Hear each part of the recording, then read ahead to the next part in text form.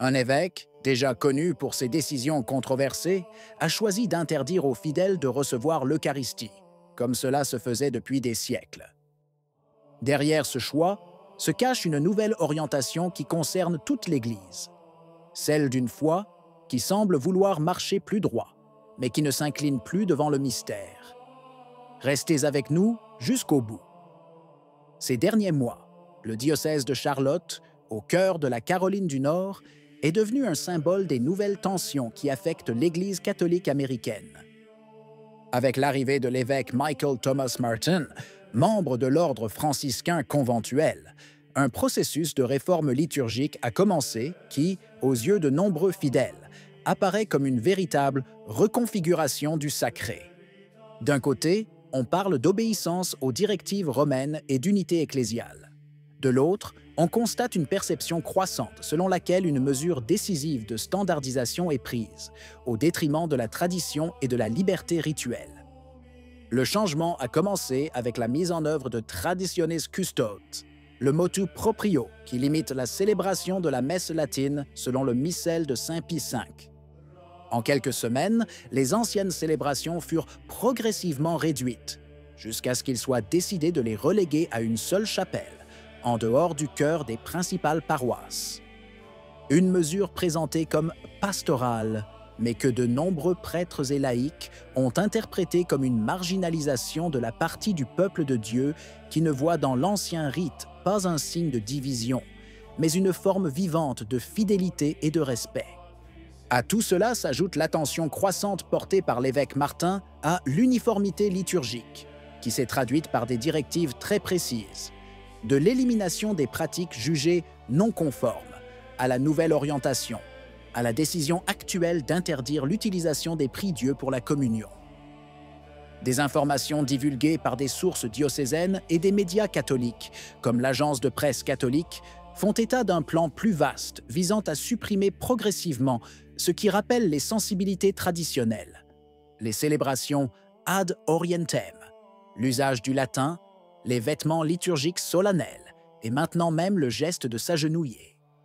Et voici un nouveau coup dur pour de nombreux fidèles attachés à la tradition. Après des mois de mécontentement face aux restrictions imposées à la messe en latin, est tombé le décret que beaucoup considèrent comme le signe le plus clair d'une dérive autoritaire. À compter du 30 novembre, premier dimanche de l'Avent, l'utilisation de prie-dieu pour la communion sera interdite dans le diocèse de Charlotte. Le document, publié par l'évêque Michael Martin et confirmé par des sources diocésaines, ordonne la suppression des balustrades d'autel. Ces barres qui, depuis des siècles, séparent le chœur de la nef, dans toutes les églises où elles ne sont pas fixées structurellement et interdit leur usage habituel. La motivation officielle évoque l'unité dans le geste eucharistique et le désir de promouvoir la participation pleine et consciente des fidèles. Mais pour de nombreux prêtres et laïcs, cette formule dissimule une autre raison d'être, celle de conformer la liturgie à un modèle de plus en plus horizontal, où la posture à genoux, symbole d'adoration, d'humilité et de distance par rapport aux profanes, est considérée comme un héritage à surmonter. Selon eux, les fidèles debout deviennent ainsi l'image d'une Église qui dialogue avec le monde, mais risque de perdre le langage du respect. Le décret ne resta pas sans susciter de réactions. Plusieurs voix au sein du clergé exprimèrent leur mécontentement, et lors de la dernière réunion du Conseil presbytéral diocésain, qui dura plus de 3 heures, la question donna lieu à un débat houleux. Certains prêtres auraient demandé des éclaircissements sur le fondement canonique de cette disposition, rappelant qu'aucune norme liturgique n'interdit aux fidèles de s'agenouiller pour recevoir la communion. D'autres, plus en phase avec les directives épiscopales, ont fait valoir que le geste de recevoir l'Eucharistie debout n'enlève rien au sacré, mais permet plutôt de le vivre de manière communautaire. Pourtant, au-delà des explications formelles, persiste le sentiment d'une volonté d'effacer progressivement toute distinction entre le sacré et le profane. Le genou fléchi devant le mystère n'est pas qu'un geste extérieur, mais un langage théologique. Pour de nombreux fidèles, son retrait équivaut à supprimer un fragment de silence, de tremblement et d'adoration d'un moment qui devrait être le plus sacré de la messe. S'agenouiller est un geste qui parle un langage aussi ancien que la foi elle-même. C'est le corps qui confesse ce que la bouche ne peut dire, la petitesse de l'homme devant le mystère. Dans la liturgie catholique, fléchir le genou n'est pas un acte de dévotion automatique, mais un acte théologique, un signe incarné d'adoration. Ceux qui s'agenouillent reconnaissent qu'à Dieu, rien ne leur appartient, que la grâce est un don, non une conquête. C'est pourquoi la suppression de ce geste, ou sa réduction, n'est pas un fait marginal, mais un coup direct porté à cette grammaire du sacré qui a façonné la conscience chrétienne pendant des siècles. La dissolution du sacré commence lorsque le signe se vide de sa signification et se réduit à une formalité ou à un choix personnel. Lorsque s'agenouiller devient facultatif ou déconseillé, le geste perd sa force objective et se transforme en une option émotionnelle. Mais la liturgie n'a jamais été une assemblée émotionnelle. C'est un langage ordonné, construit pour communiquer le mystère. De ce point de vue, retirer les prie-dieux ou décourager le fait de s'agenouiller revient à dire que l'adoration peut être remplacée par une simple participation et que le silence peut être remplacé par l'activisme. À Charlotte, comme dans de nombreux autres diocèses où ce même phénomène se produit, beaucoup de fidèles perçoivent cette évolution comme une perte du sens du sacré.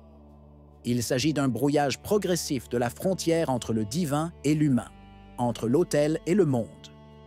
La liturgie, née pour séparer et consacrer, se transforme aujourd'hui en un rite d'inclusion horizontale, où le mystère se mue en convivialité. Mais le christianisme, dans son essence même, n'est pas une rencontre entre égaux. C'est une rencontre entre l'humanité et Dieu. S'agenouiller n'est donc pas seulement un acte d'humilité, mais aussi de vérité. C'est confesser qu'il y a quelqu'un de plus grand, que le corps lui-même s'incline pour proclamer ce que l'esprit reconnaît, la présence réelle du Christ dans l'Eucharistie. Et lorsque l'Église cesse de s'agenouiller, elle ne se relève pas par dignité, elle se relève parce qu'elle a oublié devant qui elle se tient.